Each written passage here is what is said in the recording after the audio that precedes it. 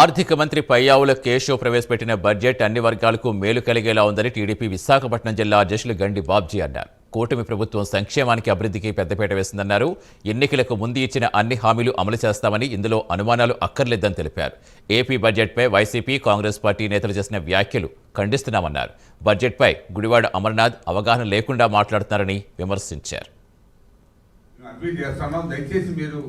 ఈ గవర్నమెంట్ అర్థం చేసుకొని మీ ఇదే సహకారాన్ని కొనసాగిస్తే డెఫినెట్గా ఈ రాష్ట్రాన్ని 5 సంవత్సరాల్లోనే మరో ఎత్తుకి మన విశాఖ నగరాన్ని కూడా మరో ఎత్తుకి తీసుకువెళ్ళడానికి అన్ని కూడా ఇవాళ అనుమతులు వచ్చాయి. పనులు ప్రారంభిస్తున్నాం. మీకు తెలుసు, భోగాపురం ఎయిర్పోర్టు 26 జూన్ జూలై కంటే వాళ్ళు 25 డిసెంబర్కే ఇచ్చేస్తాం అనేటట్టు వాళ్ళ స్పీడ్ ఉంది.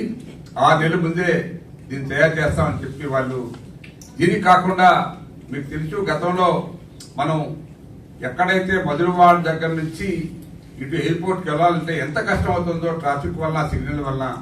దీన్ని అధిగమించడానికి మెట్రోలోనే double deck bus type, double deck bridges వేసి ఒక పక్క ట్రైన్, ఒక పక్క బస్సులు వెళ్ళడానికి బ్రిడ్జి కూడా సుమారు 18 కిలోమీటర్ల దూరం వెయ్యాలనే ఆలోచనతో డీటెయిల్ రిపోర్ట్ తయారైంది. నాయకులు మనసులో ఆలోచించుకోవాలి. మీకు సిగ్గుండాలి. ఏనాడైనా మీరు బడ్జెట్ గురించి ఆలోచించి, ప్రజల గురించి ఆలోచించి, అభివృద్ధి గురించి ఆలోచించి చేశారా?